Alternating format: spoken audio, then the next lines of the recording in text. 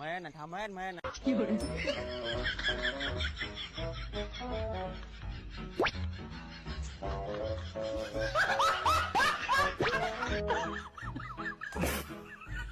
េះបើយើងវាអត់តែជួយទេអត់ចង់ផ្សាយទេតែ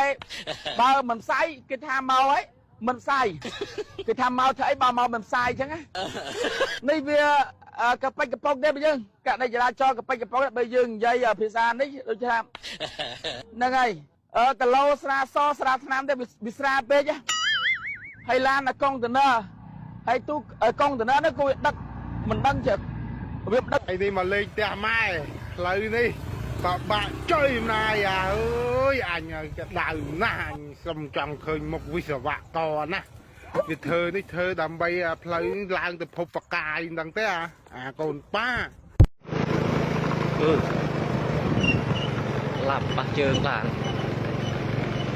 បាក់ជើង